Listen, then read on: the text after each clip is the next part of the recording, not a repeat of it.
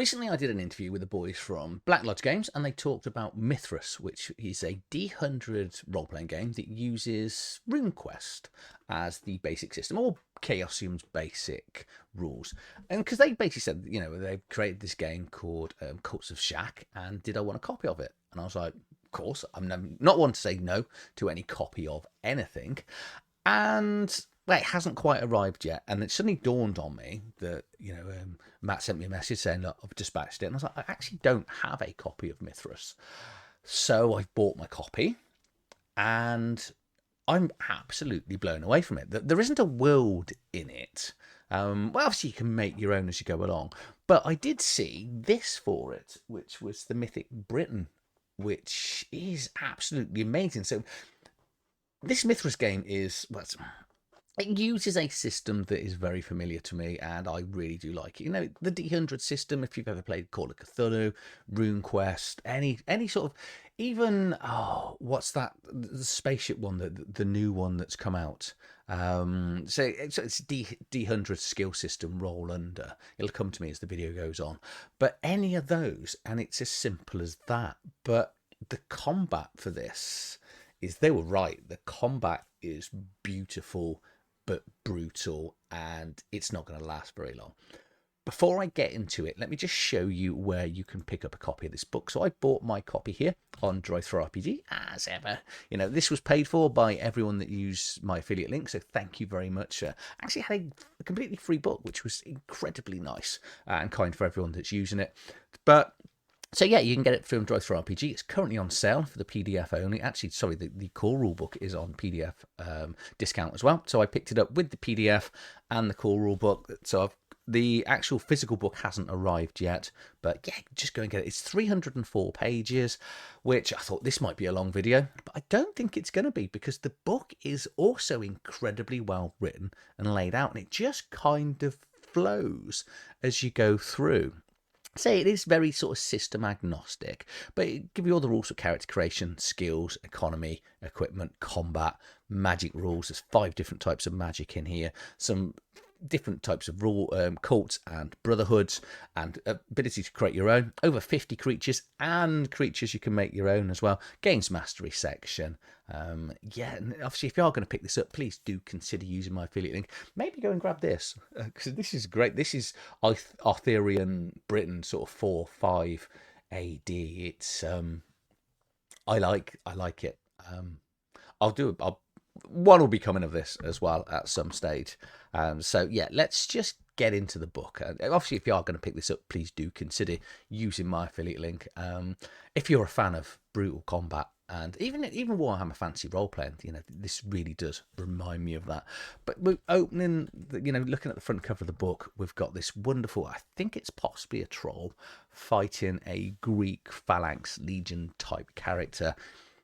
You've got this, okay, there's magic here, so it's not quite, obviously it's going to be a mysterious creature in the back, that's being attacked, but it's also a ladyfolk here is fighting. So it's really interesting, actually, that you can have a set of rules that I'd never heard of that smack bang truly in my wheelhouse. It's developed by Peter Nash and Lawrence Whitaker, plus other people. So we've got the editing here, proofreading, etc. So it's based, to me, this just seems like RuneQuest, which is a game that I've loved for years. Only one other member of my group likes it, so it's never been played since about 1991. I even had the latest edition, which never got to play. Bought it all, sold it all recently. This, I think I'll get played because I know this world. The Mythic Britain is something that my group is going to love and want to play.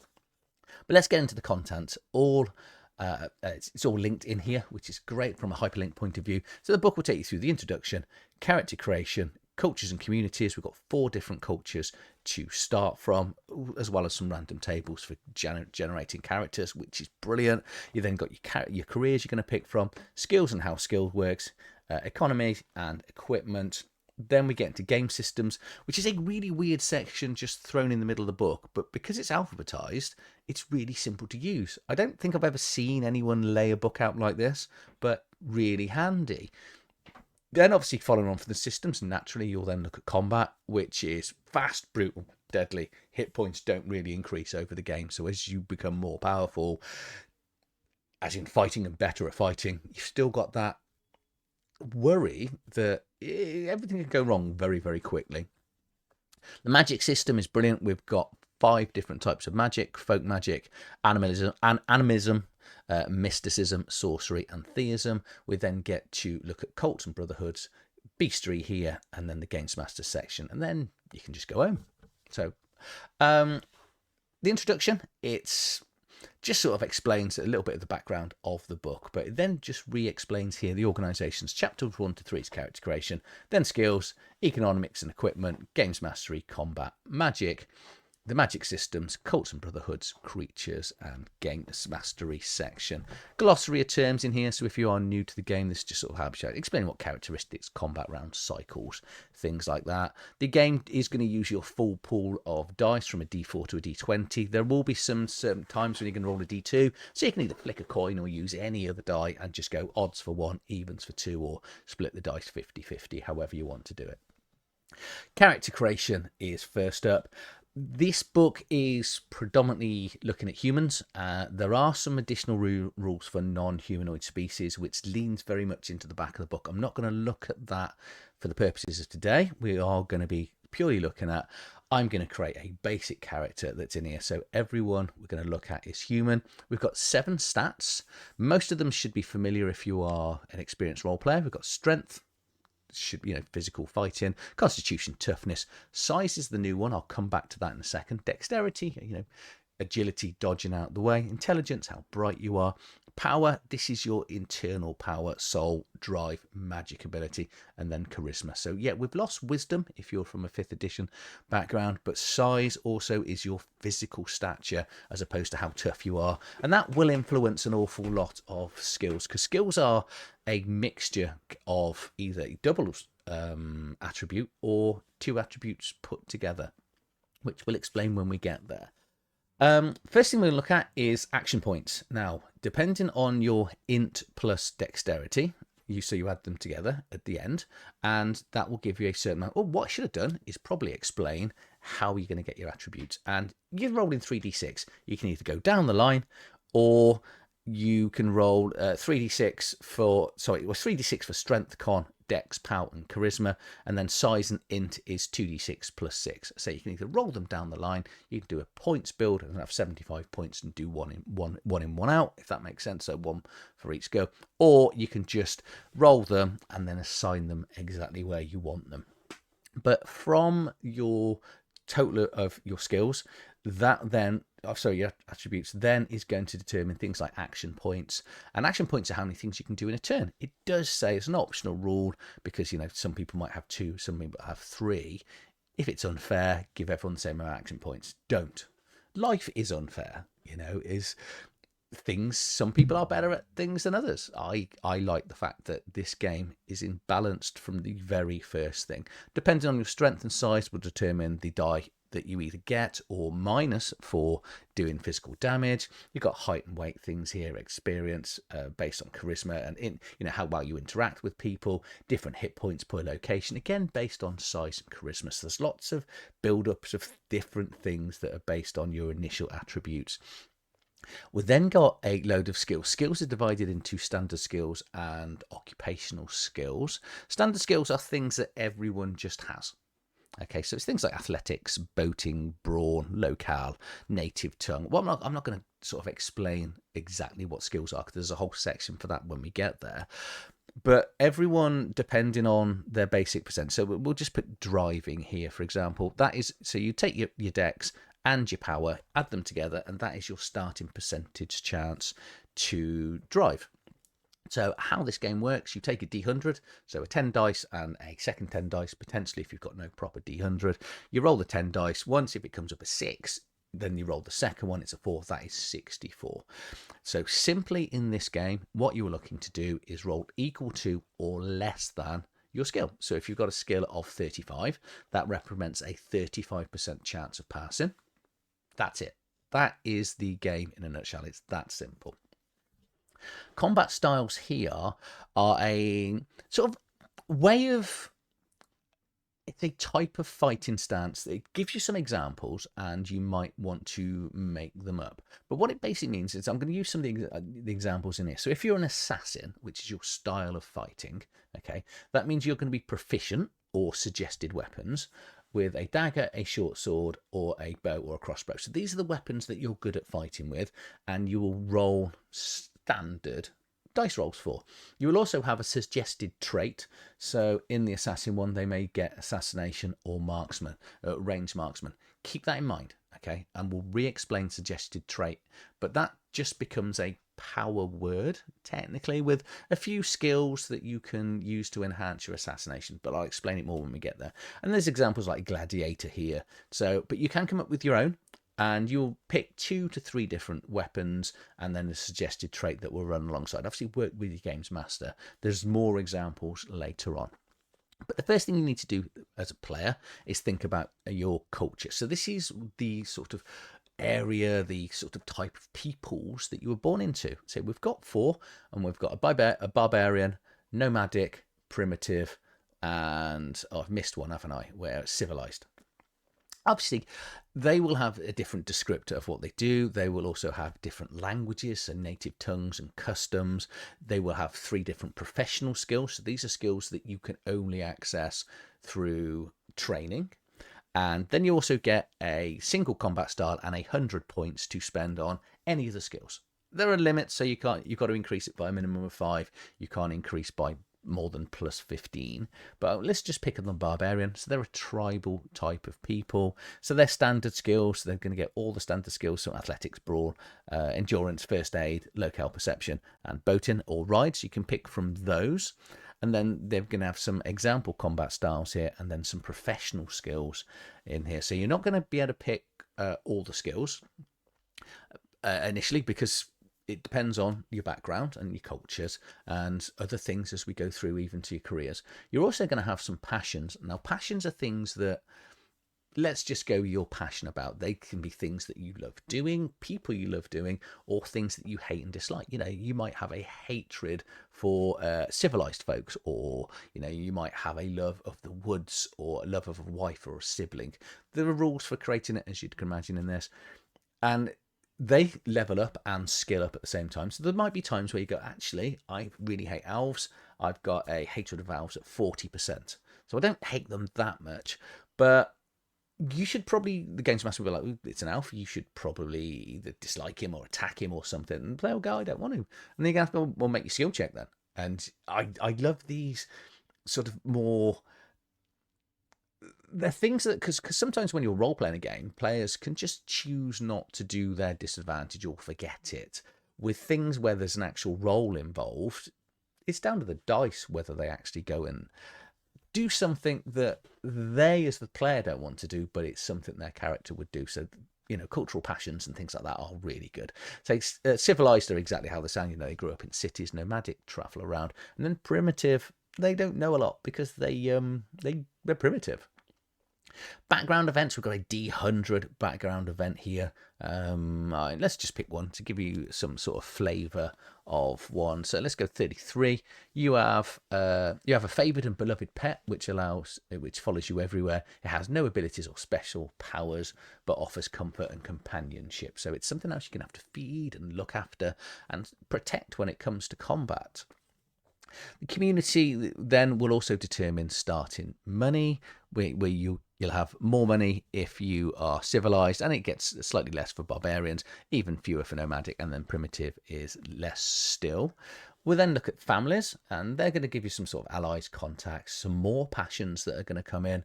And we've got some roles here for the social standing and the class of your family, depending on whether you're a barbarian, again, civilized, nomadic, or primitive. This will carry on going through. We then get to roll about your parents, their alive, dead, how many brothers and sisters have you got, extended family, and then the reputation of your family, which may give you additional enemies or rivals or allies.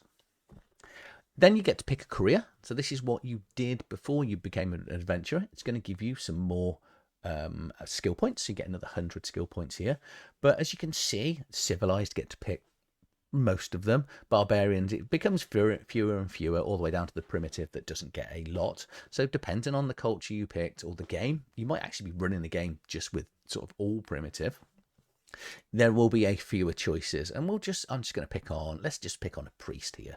So the priest, as you can imagine, is a variety of different roles within society. They're an official leadership for worshipping the gods, and likewise they will have some standard skills that they can pick from and some professional skills as well. So it's just a way of fleshing out the character.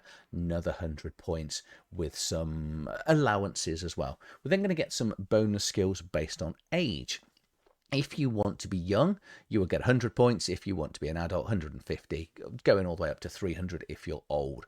But there's going to be some, well, you get additional backgrounds, but aging is not good in here. There's some aging effects that are going to reduce your stats. And potentially, if you go for an old character right at the start, you're going to be really skilled. Your maximum skill, you know, you can go up to a plus 30 on a skill. You're going to have 4 different backgrounds, lots going on. But you could die because you could just fail your the con roll, that, you know, as your con reduces. You're then going to obviously the starting equipment and the money that you've got, you're then going to be able to put into buying things, and then pick any of the magic, and it just goes through the magic again: folk magic, animism, mysticism, sorcery, and theism, which I'll come on to in more detail when we get to the magic section. And then you might have some sort of cult membership. It actually does include religious memberships in this as cult memberships. Got a breakdown then of the character sheet, which I like these coming in nice and early with all these the points here. So you've got your 10 points for character creation and exactly where it's going to go in the character sheet. So it does look a little bit complicated because there are some slight nuances to skills and armor and things, but we'll go on to that. I don't think it's complicated, but there will be people that come from certain games that will think this is a little bit, you know, heavier, which it is, especially when you get to combat, because there are some a little bit of to and fro, and everyone is going to be more involved in combat because you're not rolling against a static AC or difficulty to hit. So skills, we've pretty much covered that. So from passing skill point, you've got a 65 in the skill. You just need to roll 65 or less on a D100. However, if you roll a 99 or 0, it's always going to be a fumble. And if you roll 10% less, you're going to get a critical. Criticals do great things, fumbles do bad things, as you can imagine. But from a rounding point of view, if you've got a skill of 55, for argument's sake, that rounds up, so you round up the faction in this, so a 6 or less would become a critical. And there's sometimes, you know, when do you roll? And grading the roll is, if things are a little bit more difficult, then you might want to make the skill harder to pass. So let's say, for example, they're shooting an arrow and it's really heavy rain, and you might go, actually, no, this isn't a standard test. We're going to make this a hard test. So you're going to reduce the skill value by a third. So you're going to have to do a little bit of maths here and there, but they are sort of divided down, and then you do round up. And that can go all the way down from reduced by 1/10, or increase or doubling your skill depending if it's easy. Or if you want to make it simple, you can go to plus 40 or minus 80 to the skills. It's really up to you as to which way you go. I quite like this because, you know, doing a quick bit of division can be more time consuming. This very much feels like Warhammer Fantasy Roleplay, where it's just, you know, add 20 or 40 to the roll. So standard skills, this then will break down all of the skills in the game. And so let's just put broad, for example. So the starting ability will be your strength plus size, and then any extra things that you've spent on it will increase the ability to make you better at brawling. And then under the skill, it will give you some examples. So this is the skill that you roll for lifting, breaking things, and any contests of strength. There's also in here some of the magic skills. So obviously, if you are going to be casting magic, so for example, if you're, I think insight is related to the sorcerer, I can't quite remember. It breaks it down in the magic section as well. So if you are going down the magic, no, they don't. Tell a lie. Corrected myself now. The magic skills, I think, come into the professional skills. So these are skills. So anyone can pretty much get the standard skills. Professional skills come from your career, culture, and family in general. Okay, so, and you can obviously you spend these in here, and we've got the 5 different, I'm looking for the 5 different, here we go, devotion.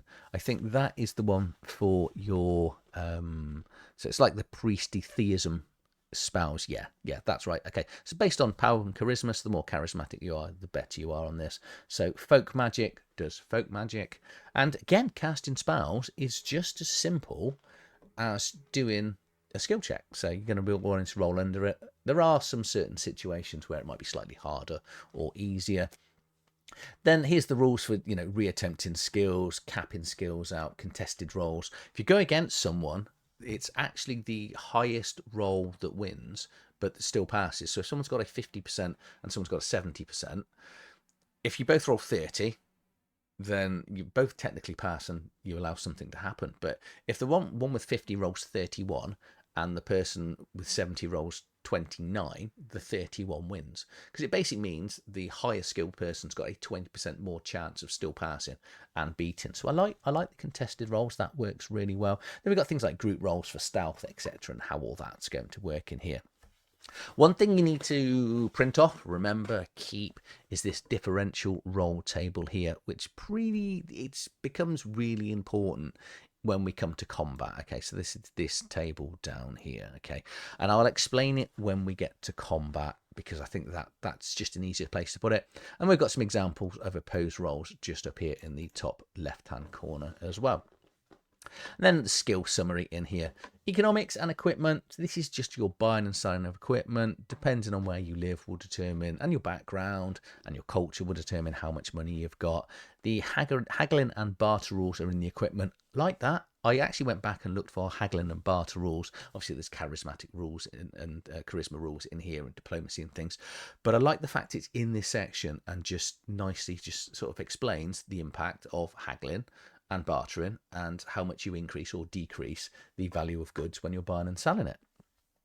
And then, as you'd expect for a standard equipment table, it's all going to be in here. So you've got, you're going to start off with armor and the different types of materials you can buy the armor in. So if you're going to go for leather, it's twice as cost. If you're going to get a steel, it's 0.75 stone. Or stone armor. I'm guessing that it's going to be more material for weapons, isn't it, than necessary stone armor. You could make armor out of stone. You're not going to be very flexible or maneuverable.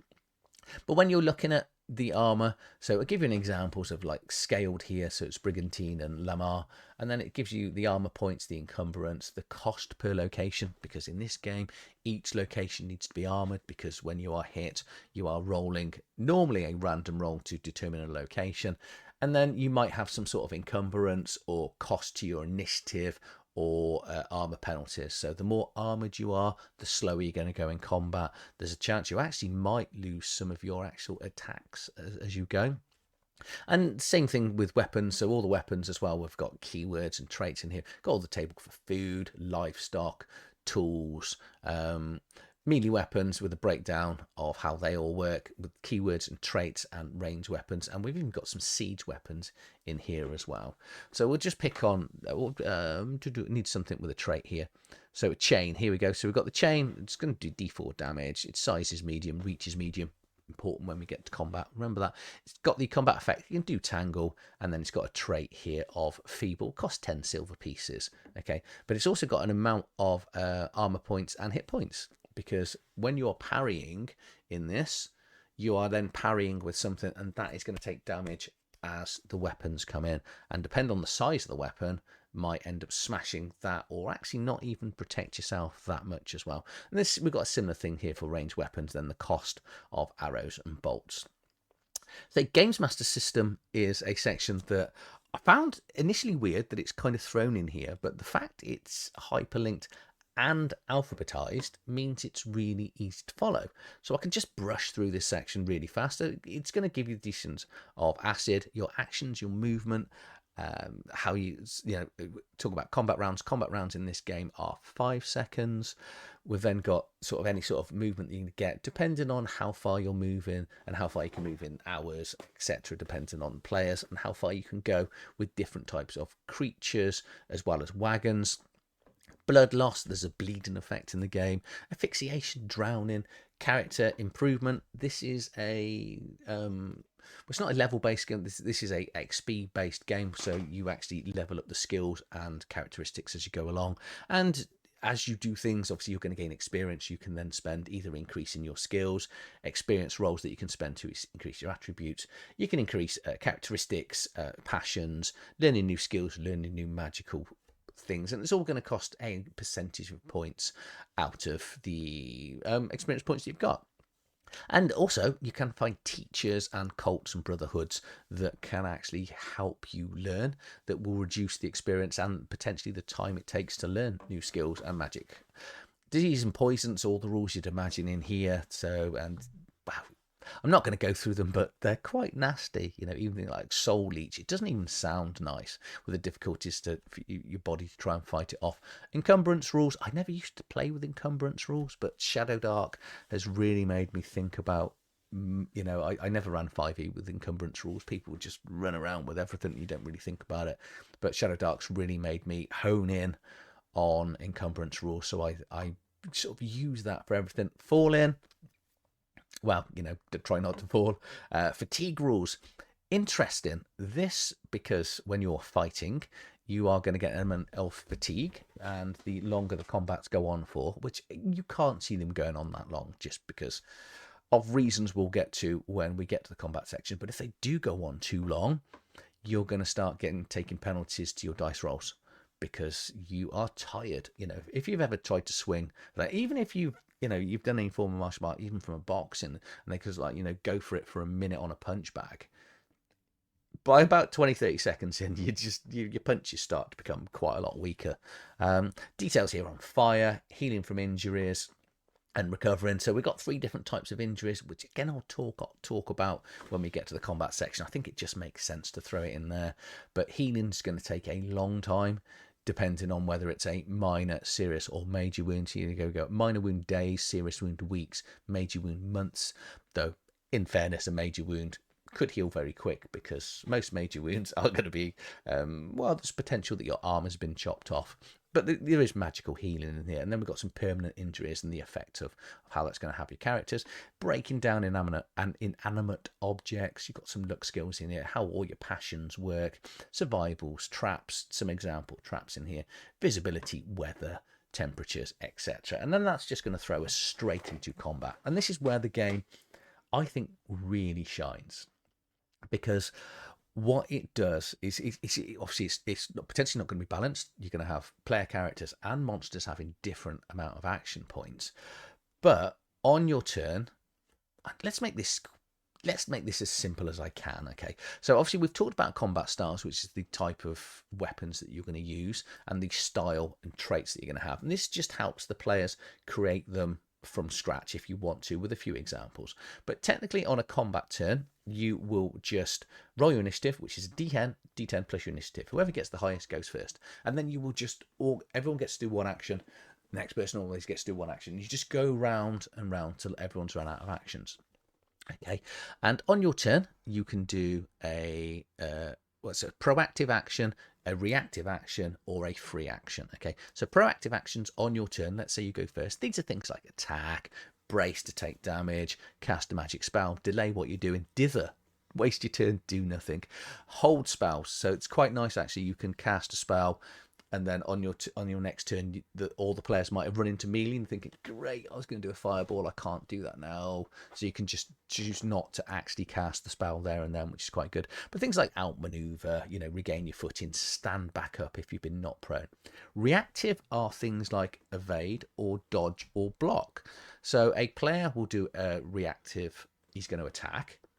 The player, assuming the person they're attacking, assuming they then have a action point left, can choose to block or dodge. Okay, if they don't, they're just going to get hit, assuming the person passes. And I like that because, but obviously, if you do choose to parry or get out of the way, you then lose your action for that part of the turn, which is quite cool. And so when we get into, because you know, choices are always good, because if you're going against a static AC, you're just going to get hit if person rolls well enough. But what you could do as a player, go, do you know what, I want to try and get out of the way, because why wouldn't you? You know, if you've got a troll coming down that's trying to hit you with half a tree, then you're going to probably want to get out of the way, not parry, because it talks about this in the parry rules as well. Depends. So you can parry. So when you parry, you actually reduce damage. Okay. However, if the weapon that you're using happens to be twice the size of the shield that they're still going to, half your damage is still going to get through. You can't parry away with a tiny shield a huge amount of damage.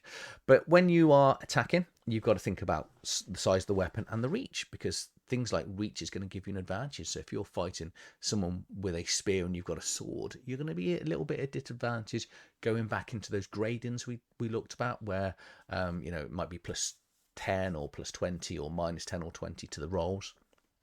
So combat is your first few is going to be a little bit slower, but they are so much more realistic and fun. This is by no means heroic combat. This is brutal, gritty combat as well. So, and when we looked at those degrees of success earlier with that little chart that I showed you back in, I think it was in sort of chapter 2, and it basically, so when you beat someone on a roll, so let's say you're doing an opposed roll and you beat them by 1 skill level, that means you can do a special ability or special effect off a weapon, depending on whether you're attacking or defending. And this is where this game just utterly shines. And if they don't go to defend, you always get 1 special effect, because that's counted as 1 level. But if you get a crit, you could get 2 levels. Well, actually, that's up to 2. You can get up to 3 levels of success if they roll and then they roll a fumble. So, and that gives 3 ongoing special abilities. Okay, and this is again another page that the games masters and the players are going to have to learn, because one of them here is maximize damage, which is, as it sounds, doing the maximum damage. You have to roll a critical to do that, but there's things like I showed the chain, and this has got the entangle, so you can entangle someone's legs. You can do aimed attacks for people's arms to try and knock weapons out, but this table here will show you whether it's an offensive or defensive, because if you do a critical on your defensive roll and they still fumble, you can actually end up turning their attack into them sort of falling prone or taking damage because you've managed to sort of defend, or they can even end up hitting themselves with their own weapons. Absolutely brilliant. It means combats are fast and quick. You don't get this whole that you do in other games where the whole combat could take 3 or 4 hours, because also hit points aren't increasing as time goes on.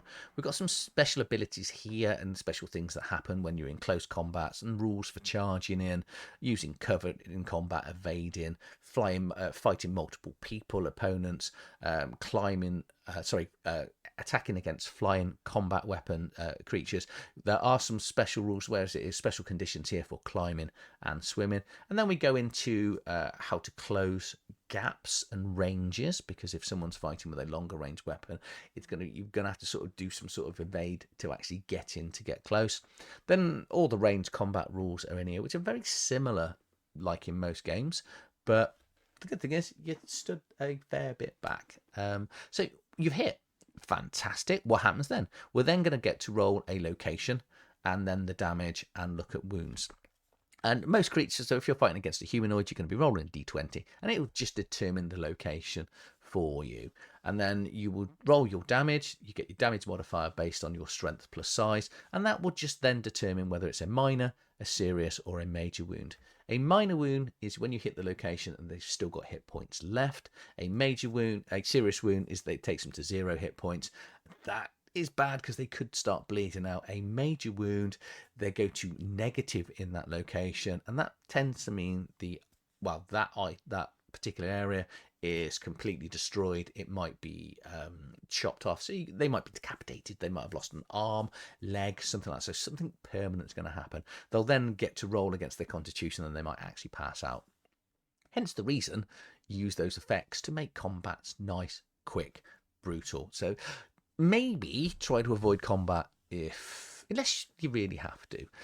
Optional rules here for Ramble and Underlings, which is nice. So this is taking standard creatures that we're going to look at in a second, and we can make them into sort of like people that you can fight en masse. They're only going to have 1 hit point or a variety of hit points, and they're going to run away when a third of them are dead or half of them are dead. It's just a way to make combats a little bit quicker than just murdering everything or giving everything 5 to 10 hit points, because obviously main baddies yes, you're going to be wanting to fight those and making them epic. But, you know, if they're surrounded by 3 archers or you know, 3 guards, you're probably not going to want to give them the full, you know, any more than 1 hit point. Magic section. So we've got 5 different types of magic.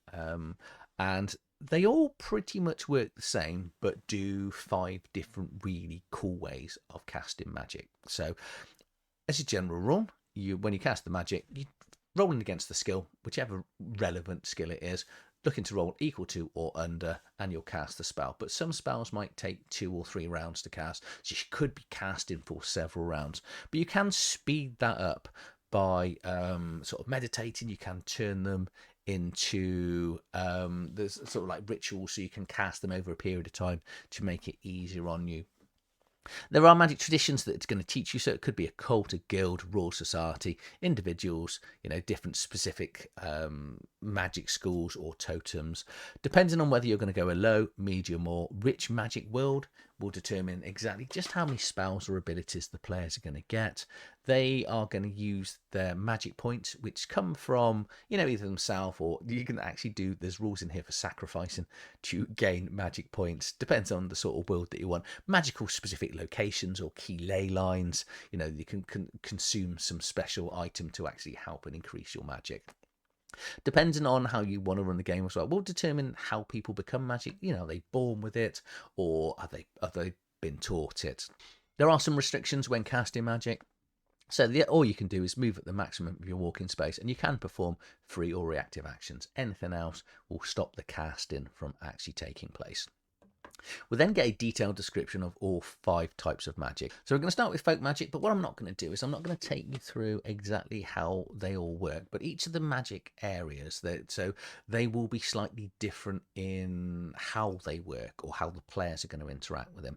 But the folk magic this is more like a spiritual, I think I kind of got this like druidic type magic, and these are pretty much set spells, and it will give you whether it's touch or range, and these are just spells that the players will then learn and they'll be able to cast them.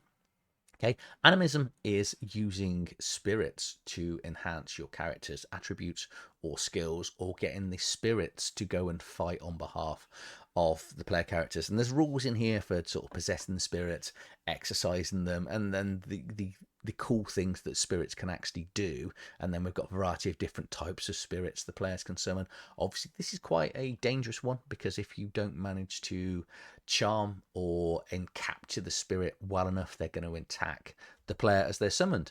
Mysticism is all about sort of internal mastery of ability and skills. This is all going to increase your skills and attributes yourself. So you're going to be boosting yourself, making yourself super strong.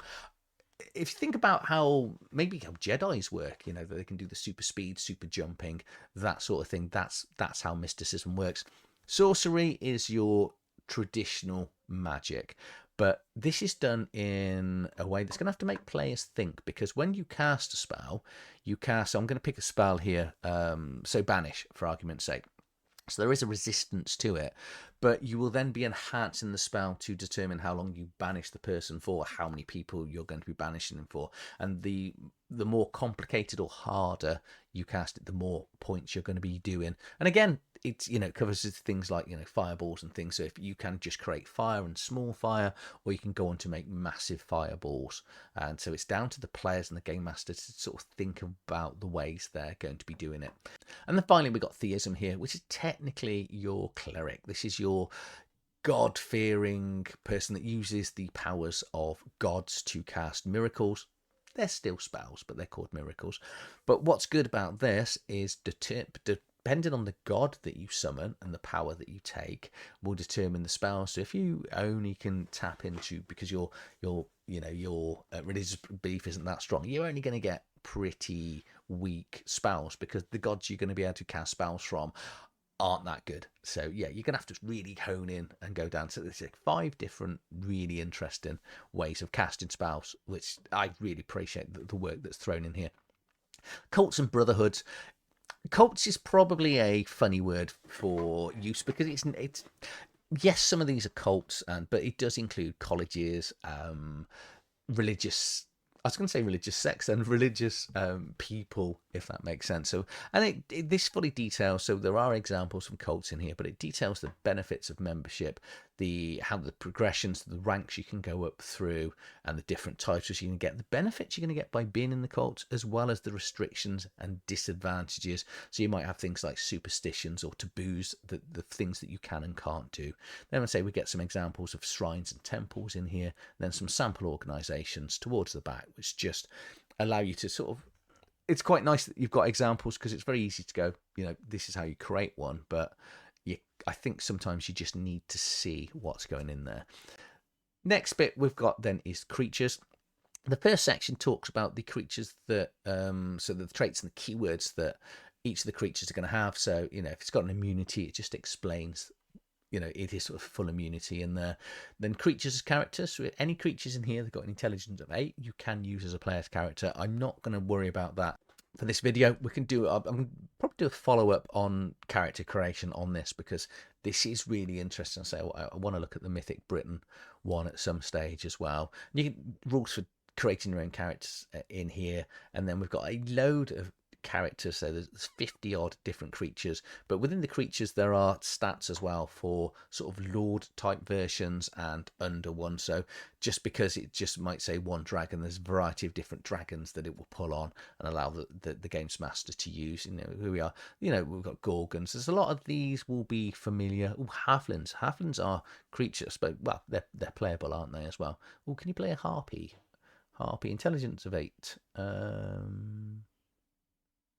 Where is it? Yes, you could be a harpy because they've got an int of 13. Probably can't be a horse. Giant mantis, all the way through sea serpents. So you are going to want more creatures, but 50 is enough to just get you going. And we've got some chaotic features, and obviously because different creatures have got different amount of legs and appendages, then we've got the random tables here for arachnids, centaurs, dragons, and insects, and aquatic creatures, and bipedal winged creatures, insect winged creatures.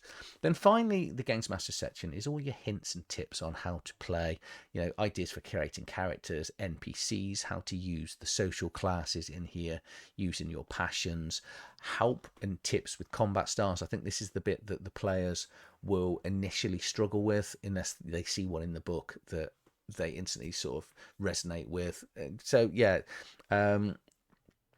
all this section is really handy.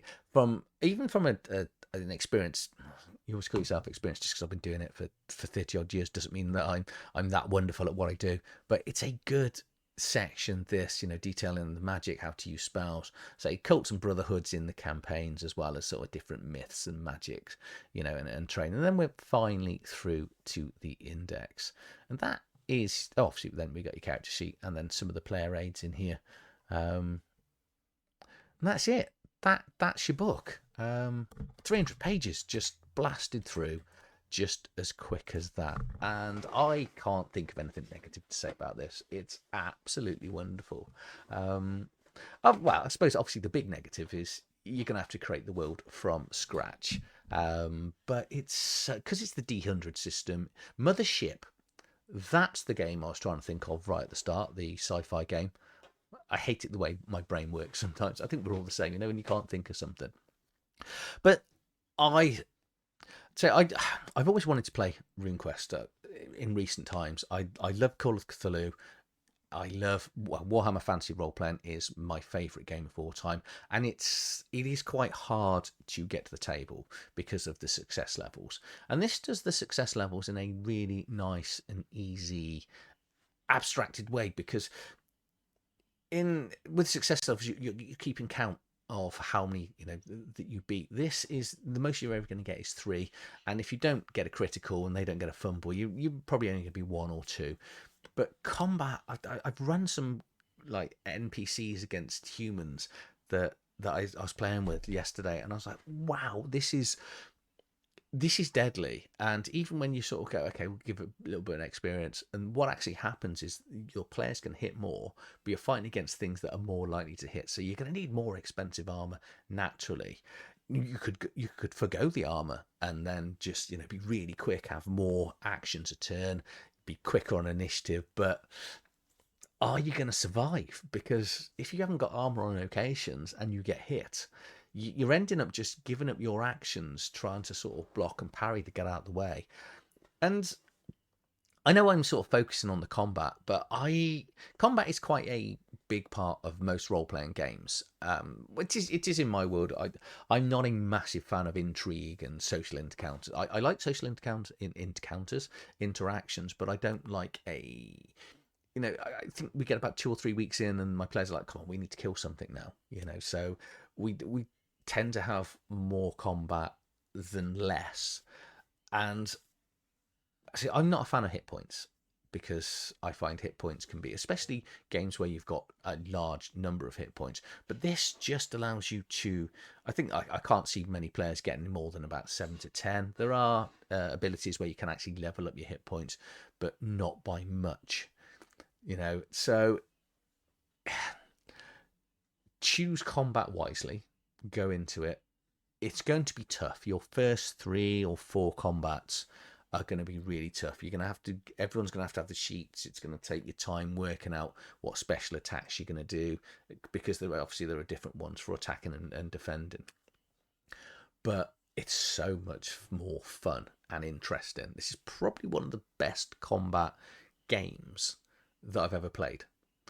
And then, you take it from character creation, which it's pretty wide. Players can do an awful lot. You're picking different cultures, you're picking different occupations. You've got some really cool random roles in there to determine what your family do. You also, and I think I possibly skipped over it, depending on your occupation, job, and family, is a big influence on how much starting money you get. And I love the fact this isn't balanced from outset. Because certain games, well, you get with Shadow Dark, because especially if you're rolling your stats down, you're going to look at other people and go, on their stats, and you get this in this. Unless obviously you point by at 75, I wouldn't just roll it. Just be random throughout and see what you can come up with. And because this is a rules agnostic book, it's going to allow you to pick up so many other things. You could go up and pick up RuneQuest. I think you could run this with Warhammer Fantasy Roleplay. I think you can pretty much run this with any D100 system.